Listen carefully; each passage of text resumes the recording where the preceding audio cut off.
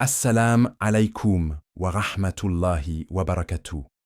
À vous tous, chers frères et sœurs musulmans, et que la paix soit également sur vous, chers amis chrétiens. Je vous remercie toutes et tous d'être ici dans ce lieu où nous sommes réunis pour réfléchir, apprendre et échanger d'une manière noble et respectueuse. Cher docteur Zakir Naik, je tiens à vous saluer chaleureusement. Je m'appelle Abdur Rahman ibn Youssouf. J'ai grandi dans une famille musulmane très attachée aux valeurs du Coran, mais également ouverte au dialogue avec les autres religions, en particulier nos frères et sœurs chrétiens. J'ai ressenti le besoin de poser une question importante, car le sujet fait beaucoup parler sur les réseaux sociaux. Il existe une vidéo où Sadhguru dit devant un public que, dans votre Coran, il y a des choses qui n'existent pas, et qu'il prétend vous avoir contredit publiquement. Je voudrais savoir, avec respect, comment comprendre ce genre d'attaque ou d'accusation, et surtout, ce que le Coran dit réellement concernant ces sujets que certains disent inexistants ou inventés. Voilà ma question, cher docteur, et je vous remercie d'y répondre. Wa alaykoum assalam wa rahmatullahi wa barakatuh, mon cher Abdur Rahman, ainsi que la paix sur tous nos frères et sœurs musulmans présents ici et sur nos frères et sœurs chrétiens venus aujourd'hui dans un esprit de recherche de vérité, de compréhension et de respect mutuel. Je te remercie pour ta question, parce que c'est une question qui revient souvent ces dernières années. Beaucoup d'intervenants, de philosophes, de penseurs contemporains se permettent d'émettre des opinions sur le Coran, sur l'islam, sur le prophète Muhammad, paix et bénédiction sur lui, parfois sans avoir étudié sérieusement ce qu'ils critiquent. Je voudrais commencer en rappelant une règle simple. Le Coran dit dans la sourate 17, verset 36, « Et ne poursuis pas ce dont tu n'as aucune connaissance. L'ouïe, la vue et le cœur. Sur tout cela, vous serez interrogés. » Ce verset établit une base importante. Toute parole, toute affirmation, toute critique doit être fondée sur la connaissance véritable et non sur l'ignorance ou les impressions superficielles. Lorsque quelqu'un affirme publiquement « Dans votre Coran, il y a des choses qui n'existent pas », il faut d'abord comprendre ce qu'il veut dire exactement. Dans la plupart des cas, ce genre d'accusation repose sur trois possibilités. Soit la personne n'a pas lu le Coran correctement, soit elle l'a lu avec des traductions approximatives, soit elle projette sur le texte ses propres concepts philosophiques qui n'ont rien à voir avec la révélation divine islamique. Il est donc important de répondre calmement, rationnellement, comme l'islam nous l'enseigne. Le Coran dit dans la sourate 16, verset 125, « Appelle au chemin de ton Seigneur avec sagesse et bonne exhortation et discute avec eux de la meilleure façon. » C'est dans cet esprit que je vais répondre. Lorsque quelqu'un comme Sadhguru, qui est certes un homme intelligent, habitué à parler devant de grandes audiences, affirme que dans le Coran il y a des choses qui n'existent pas, cela signifie souvent qu'il projette sur le texte coranique des catégories philosophiques hindoues ou des principes de pensée personnelle. Les traditions spirituelles de l'Inde utilisent des concepts qui n'appartiennent pas au Coran ni à l'islam, et cela est normal, car nous parlons de traditions différentes. Mais le problème commence lorsque l'on utilise une grille de lecture étrangère au Coran pour prétendre critiquer le Coran. Je te donne un exemple pour que tout le monde comprenne. Imagine qu'un mathématicien critique un livre de biologie en disant « Dans ce livre, il n'y a aucune preuve que 2 plus 2 égale 4. » Bien sûr que non, parce que ce n'est pas le sujet du livre. De même, on ne peut pas reprocher au Coran de ne pas contenir des éléments philosophiques qui appartiennent à d'autres traditions religieuses ou spirituelles. C'est un non-sens méthodologique. Le Coran lui-même affirme dans la sourate 39, verset 23, « Allah a fait descendre le meilleur des récits, un livre dont les versets se ressemblent et se répètent. » Le Coran n'a pas vocation à répéter les mythes, récits ou philosophies extérieures. Il se présente comme la parole d'Allah, révélée pour guider les êtres humains. Concernant Sadhguru, et je veux rester respectueux car l'islam nous demande la bienséance dans le dialogue, lorsqu'il affirme que certaines choses n'existent pas dans le Coran, il faut être vigilant. Souvent, ce type de critique tourne autour de points tels que la conception de Dieu comme être personnel, la notion de révélation, la notion de prophétie, le rôle des anges, la vie après la mort, ou encore la responsabilité individuelle.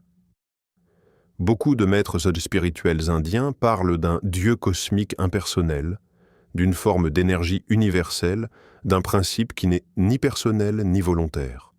Or, le Coran ne décrit jamais Dieu de cette manière. Allah dans le Coran est vivant, omniscient, miséricordieux. Il parle, il guide, il aime ceux qui font le bien, il n'aime pas les injustes, il appelle l'humanité à la foi, il répond aux invocations, il pardonne, il rétribue. Pour certains, cela semble étrange, car leur philosophie repose sur une conception totalement différente du divin. C'est alors qu'ils disent « Dans ce livre, il y a des choses qui n'existent pas ». Non, ce n'est pas qu'elles n'existent pas. C'est surtout qu'elles ne correspondent pas à leur philosophie. Mais cela n'a rien à voir avec la cohérence du Coran. Le Coran dit dans la sourate 42, verset 11, « Rien ne lui ressemble ». Ce verset est fondamental. Allah ne ressemble à aucune représentation du divin dans les autres traditions. Donc, si quelqu'un compare la théologie coranique avec des concepts hindous, ou bouddhistes, ou philosophiques occidentaux, il va forcément trouver des différences. Mais ces différences ne sont pas des manques. Elles sont simplement l'expression d'une révélation indépendante. L'islam ne dit jamais que toutes les idées spirituelles doivent se ressembler. Au contraire, le Coran affirme qu'il vient pour corriger les conceptions erronées, pour clarifier ce qui a été déformé et pour guider vers la vérité. Maintenant, venons-en plus spécifiquement au type de critique que j'ai vu dans les discours de Sadhguru. Il dit par exemple que certains récits coraniques sont inexistants, non historiques, ou qu'ils ne correspondent pas à des faits vérifiables selon lui. Mais là encore, il faut clarifier plusieurs choses. D'abord, le Coran n'est pas un livre d'histoire ou d'archéologie. Il rapporte certains récits pour en tirer des leçons spirituelles, morales et humaines. Par exemple, l'histoire d'Adam et Ève, l'histoire de Noé, l'histoire de Moïse, l'histoire de Jésus, fils de Marie, l'histoire des peuples anciens comme Ad et Tamoud. Tous ces récits existent bien dans le Coran, mais le but n'est pas de donner des détails archéologiques. Le but est d'enseigner. Le Coran dit dans la sourate 12, verset 111, « Il y a dans leurs histoires une leçon pour les doués d'intelligence. » Allah ne cherche pas à satisfaire la curiosité historique. Il veut éveiller la conscience spirituelle. Prenons l'exemple souvent critiqué de l'histoire d'Adam. Certains penseurs comme Sadhguru disent que l'histoire d'Adam et Ève n'existe pas en tant qu'événement réel et qu'il faut la voir comme une métaphore de la conscience humaine. Or, le Coran affirme clairement qu'Adam est un être réel, qu'Allah l'a créé, qu'il a insufflé en lui de son esprit et qu'il lui a enseigné les noms. Sourate 2, versets 30 à 31. « Et lorsque ton Seigneur dit aux anges, je vais établir sur la terre un vicaire, et il enseigna à Adam les noms de toutes choses. » Donc, pour le Coran, Adam est un être réel. Si quelqu'un dit que cela n'existe pas, alors il ne critique pas une erreur du Coran, mais simplement une différence entre sa philosophie et la révélation divine. Ce n'est pas une contradiction. C'est un désaccord théologique, et cela ne prouve en rien une erreur du Coran. Beaucoup de critiques de ce genre viennent du fait que des philosophes ou maîtres spirituels cherchent à imposer leur propre conception du monde. Ils veulent que toutes les religions correspondent à leur philosophie. Et lorsque le Coran ne correspond pas, ils disent « cela n'existe pas ». Mais en vérité, ce n'est pas le Coran qui est en tort, c'est leur méthodologie. Le Coran dit dans la sourate 21, verset 10, Nous avons fait descendre sur vous un livre dans lequel se trouve votre rappel. Ne comprendrez-vous donc pas? L'islam n'adopte pas les concepts extérieurs. C'est Allah qui enseigne ce qui est vrai. Et je voudrais ici rappeler un hadith authentique rapporté par Al-Bukhari et Muslim, dans lequel le prophète Mohammed, paix et bénédiction sur lui, dit « Je vous ai laissé deux choses.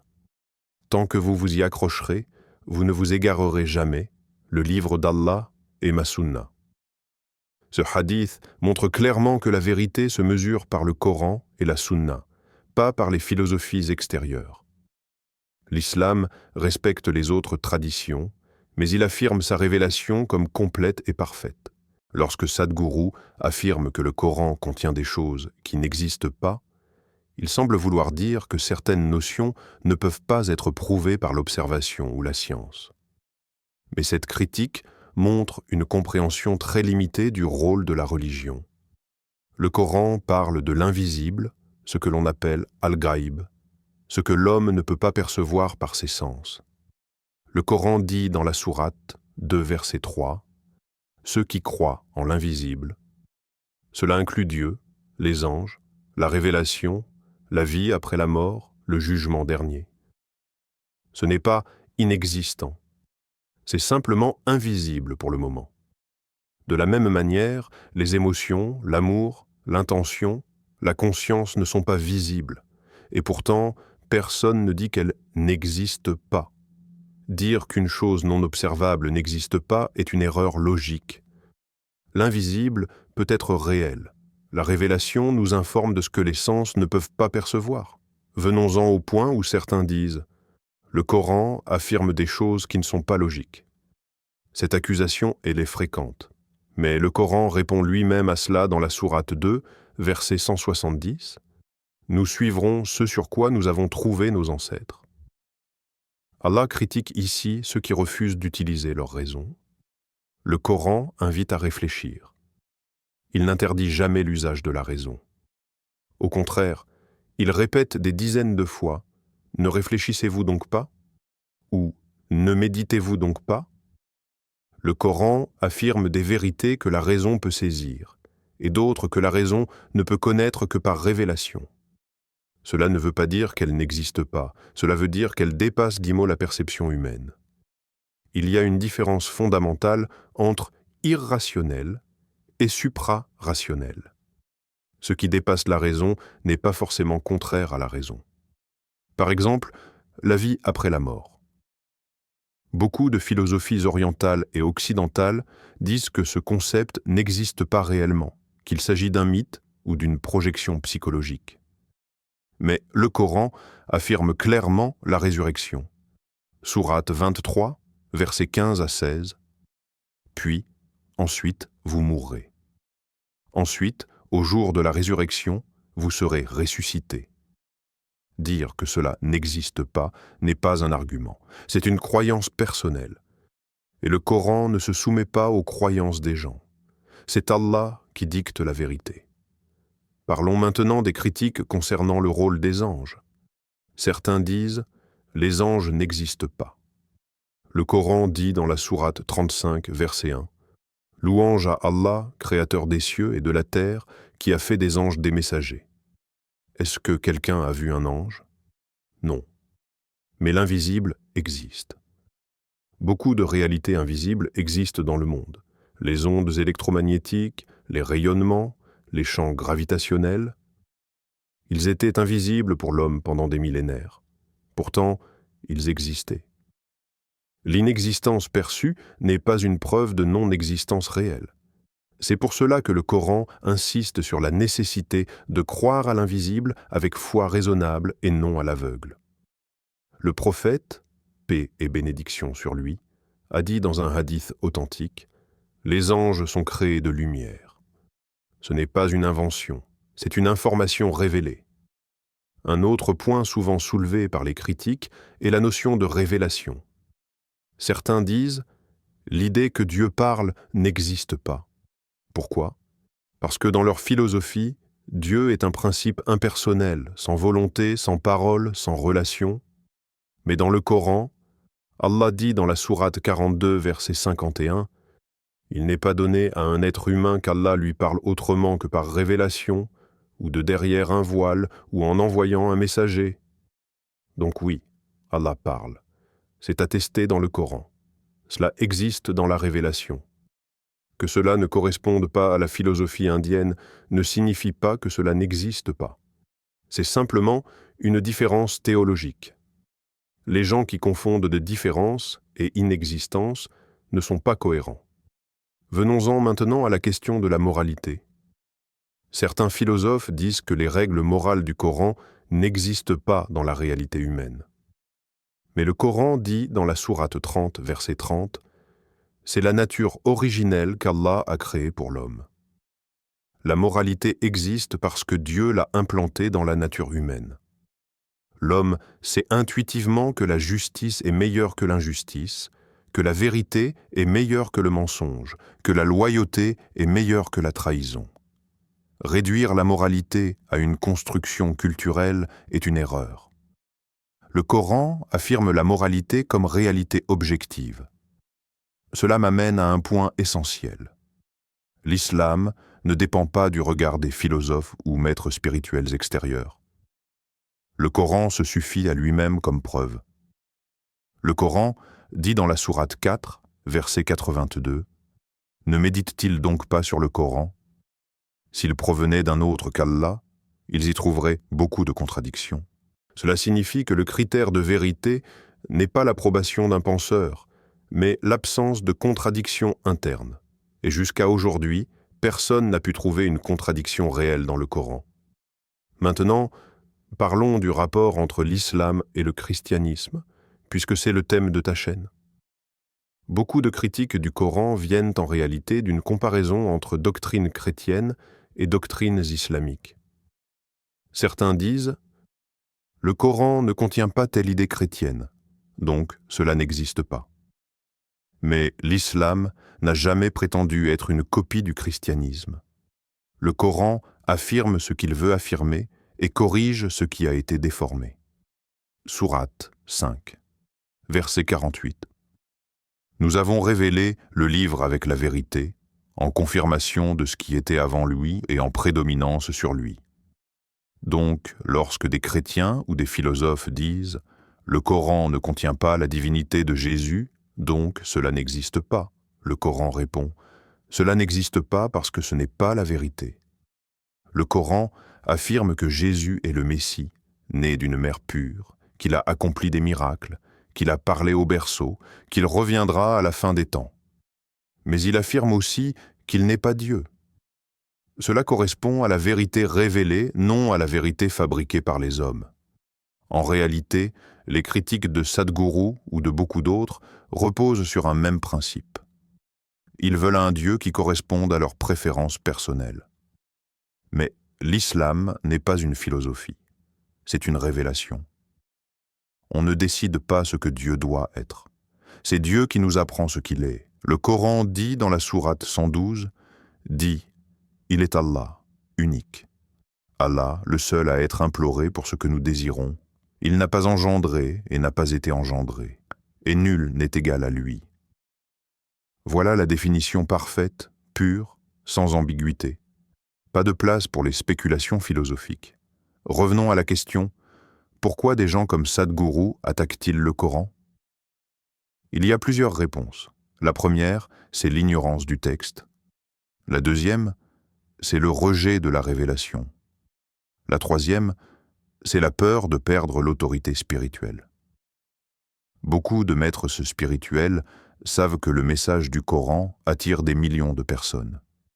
Ils voient binarva que des gens convertis à l'islam quittent les philosophies humaines pour suivre une religion révélée. Cela peut déranger ceux qui veulent te garder une influence spirituelle sur les masses. Le Coran dit dans la sourate 3, verset 19, « La religion auprès d'Allah, c'est l'islam. » Ce verset ne cherche pas à écraser les autres traditions. Il affirme simplement la vérité. Mais ceux qui défendent leur propre doctrine peuvent se sentir menacés et ils attaquent. Ce n'est pas nouveau. Même le prophète, paix et bénédiction sur lui, a été attaqué par des gens influents de son époque. Maintenant, pour conclure cette longue réponse, je veux te dire, mon cher Abdur-Rahman, ainsi qu'à toute l'audience, ne laissez jamais des critiques extérieures vous faire douter du Coran. Celui qui veut comprendre le Coran doit l'étudier avec humilité, avec sincérité, avec amour de la vérité. Les paroles des philosophes sont belles parfois, mais elles ne remplacent pas la parole d'Allah. Le Coran est parfait.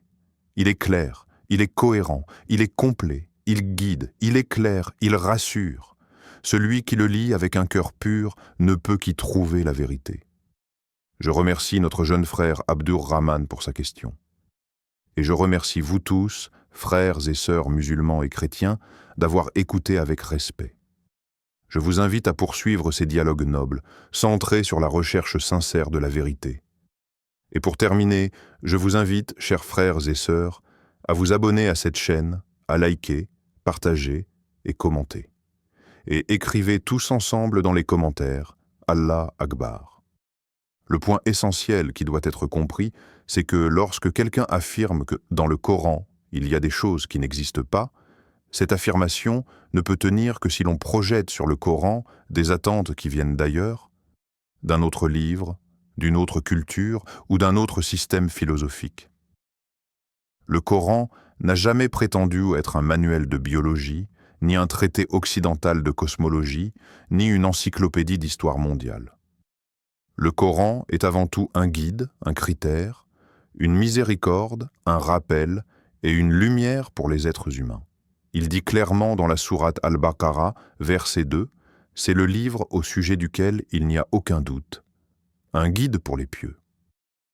Donc, si quelqu'un lit le Coran en pensant qu'il devrait y trouver les mêmes concepts que dans sa tradition spirituelle ou philosophique, il fera forcément un contresens. Ce n'est pas que le Coran manque de quelque chose, c'est plutôt que l'on exige de lui ce qu'il n'a jamais prétendu offrir. Par exemple, certains voudraient voir dans le Coran une vision panthéiste du divin, où Dieu serait présent dans la création, à l'intérieur du monde, mélangé au monde, comme certains sages hindous ou certaines philosophies orientales l'enseignent. Mais le Coran insiste à de nombreuses reprises que rien n'est semblable à Dieu.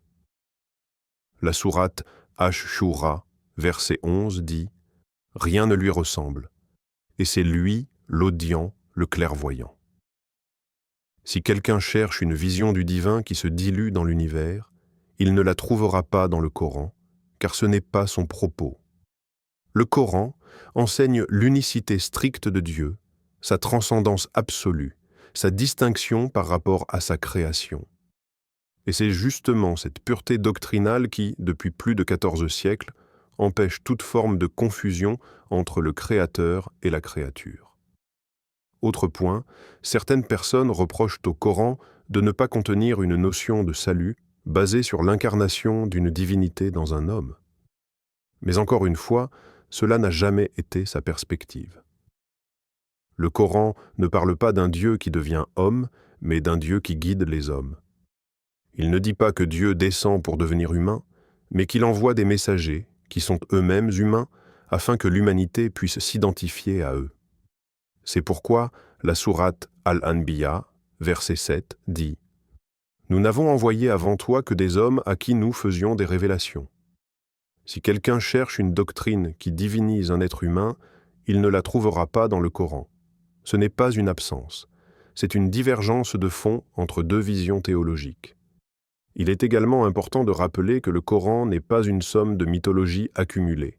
Et c'est justement parce qu'il ne contient aucune légende humaine inventée que certains affirment qu'il manquerait de récits symboliques, d'histoires métaphoriques ou poétiques typiques d'autres traditions.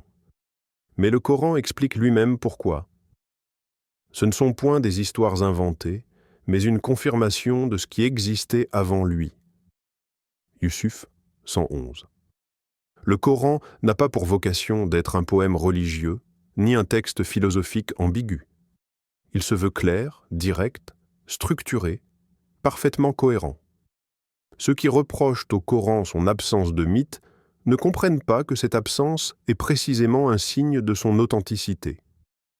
Et lorsqu'on dit qu'il y a des choses qui n'existent pas dans le Coran, la vraie question est « Pourquoi devraient-elles exister ? Sur quelle base ? Selon quelle exigence extérieure ?» Le Coran ne se conforme à aucun modèle humain, à aucune tradition préexistante. C'est pourquoi, depuis 14 siècles, les plus grands érudits, musulmans ou non musulmans, ont reconnu sa cohésion interne, sa structure unique, son style inimitable, sa profondeur historique et sa vision morale. D'autre part, si l'on aborde la question de la création, par exemple, certains prétendent que le Coran ne présente pas la complexité du cosmos telle que certains gourous ou maîtres spirituels modernes la décrivent. Pourtant, lorsqu'on analyse attentivement le texte, on voit que le Coran évoque l'origine du monde avec une concision frappante.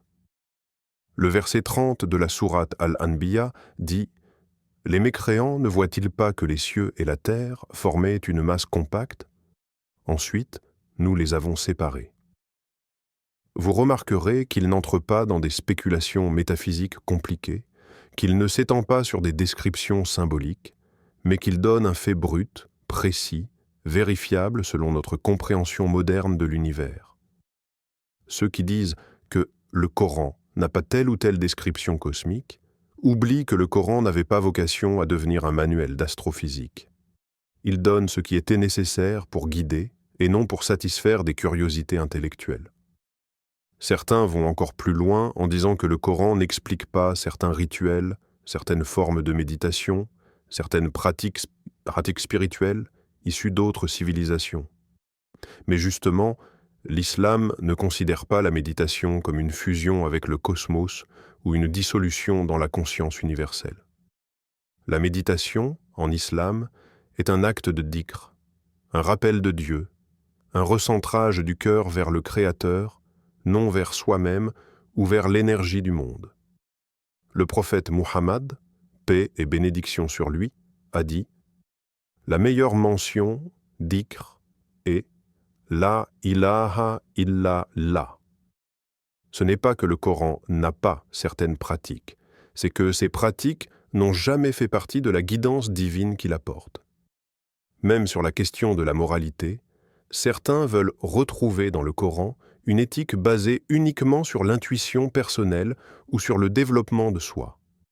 Mais l'éthique coranique ne se construit pas sur l'ego, mais sur l'obéissance et la soumission à Dieu. Dieu dit dans la sourate Al-Maïda, verset 3, « Aujourd'hui, j'ai parachevé pour vous votre religion, et j'agrée l'islam comme religion. » Ce verset montre clairement que l'islam n'a aucun manque, aucune lacune, aucune absence problématique. Il est complet, suffisant, équilibré. Ce n'est donc pas que le Coran aurait des choses top en moins, c'est qu'il ne suit pas les attentes humaines. Lorsqu'un sage ou un chef religieux affirme que le Coran ne contient pas tel ou tel concept présent dans sa propre tradition, il révèle en réalité deux choses. Premièrement, qu'il juge le Coran selon son propre cadre, et deuxièmement, qu'il ne reconnaît pas l'indépendance totale du message coranique. Or, l'islam n'a jamais été une copie d'autre chose. Il n'a jamais cherché à se calquer sur une doctrine orientale ou occidentale. Il vient avec sa propre théologie, sa propre vision du monde, sa propre compréhension du divin, sa propre structure familiale, sociale, morale, spirituelle, et c'est justement cette indépendance qui dérange parfois. Lorsque des critiques affirment que le Coran devrait contenir des éléments qui, selon eux, sont essentiels, nous devons leur poser une question simple. Sur quelle base décidez-vous ce qui est essentiel ? Est-ce votre tradition ? Votre culture ? Votre philosophie personnelle ? Le Coran n'est pas venu confirmer une sagesse humaine. Il est venu révéler une vérité divine.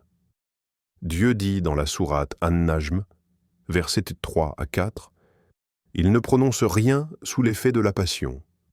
Ce n'est qu'une révélation inspirée. » Cela signifie que le Coran n'a aucune influence humaine. Il ne dépend d'aucune école de pensée, d'aucune philosophie terrestre. En réalité, ce que certains appellent des manques ne sont rien d'autre que les traces d'un message divin pur, non contaminés par des attentes humaines. Le Coran ne manque de rien. Ce sont les gens qui lui demandent ce qu'il n'a jamais promis d'offrir. Or, la guide divine ne se conforme pas à nos désirs. Ce sont nos désirs qui doivent se conformer à la vérité. Qu'Allah vous bénisse, cher professeur Dr Zakir Naik, pour votre disponibilité, votre écoute attentive et la clarté de vos explications. Vous avez pris le temps de répondre à ma question avec patience et précision, et je vous en suis sincèrement reconnaissante. Qu'Allah vous accorde davantage de science, de lumière et de sagesse, et qu'il fasse de vos enseignements une source de guidance pour ceux qui cherchent la vérité. Encore une fois, merci du fond du cœur pour votre bienveillance et vos paroles éclairantes. Ma sœur, qu'Allah vous récompense pour votre question pertinente et pour votre sincérité dans la recherche de la vérité. Je tiens à vous remercier d'avoir partagé vos réflexions, car vos interrogations sont celles de nombreux spectateurs. Qu'Allah vous bénisse, vous accorde la droiture et vous facilite dans votre cheminement spirituel. Merci à vous également pour vos paroles touchantes et votre confiance. À vous tous qui nous suivez, je vous invite à soutenir cette initiative en vous abonnant à Paroles d'Al-Islam. N'oubliez pas d'aimer la vidéo, de la partager autour de vous, afin que d'autres puissent bénéficier de ces rappels et de ces échanges. Et surtout, je vous encourage à participer dans les commentaires. Posez vos questions, exprimez vos doutes, vos réflexions, vos recherches. Votre participation est essentielle, car ce programme est un espace dédié au dialogue, à l'apprentissage et à la compréhension. C'est vous qui faites vivre cet échange, c'est vous qui enrichissez ce contenu par vos interrogations et vos contributions. Qu'Allah vous guide tous vers ce qui est juste et bénéfique, et qu'il fasse de chaque question un pas vers la connaissance. Merci à chacun d'entre vous, et qu'Allah vous protège et vous accorde sa miséricorde.